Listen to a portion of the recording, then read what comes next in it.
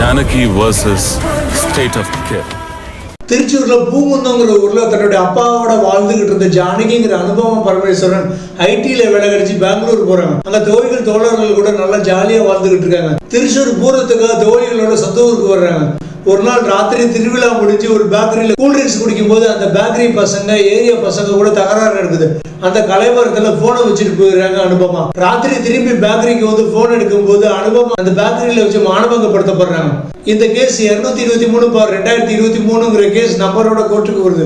அந்த ஊர்ல ஏற்கனவே பிரான்சிஸ் ஒரு ஃபாதரியா ஒரு கன்னியாஸ்திரிய மானபங்கப்படுத்த கேஸ்ல அந்த ஃபாதருக்கு எதிராக கோர்ட்ல வாதாடுற வக்கீல் டேவிட்ங்கிற சுரேஷ் கோபி பொலிட்டிக்கல் இன்ஃபுளுன்ஸ்னால பாதிக்கப்படுறாரு. கரெக்டா அதே டென்ஷனோட அனுபமாவுடைய இந்த கேஸ்ல டிஃபென்ஸ் லாயரா அந்த பேக்கரி பசங்களுக்காக வாதாட வர்றாரு.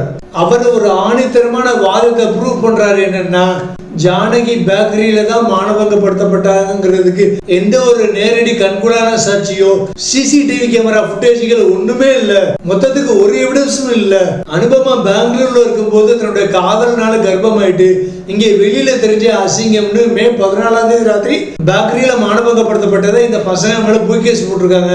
அதனால என்னோட கட்சிக்காரர்களான இந்த பேக்கரி பசங்க அப்பாவிங்க அனுபமா தான் குற்றவாளின்னு கேஸ் அப்படியே மாத்தி அதுக்கு சரியான எவிடன்ஸ்களை கோர்ட்ல ப்ரொடியூஸ் பண்ணி குறுக்கு விசாரணைகள் மூலமாகவும் இந்த கேஸை உடைச்சிருக்காரு சுரேஷ் கோபி. இந்த கேஸ் அப்படியே தள்ளி போறதுனால இப்ப வயிற்றுல இருக்கிற கருவுக்கு 7 மாசம் ஆகுது.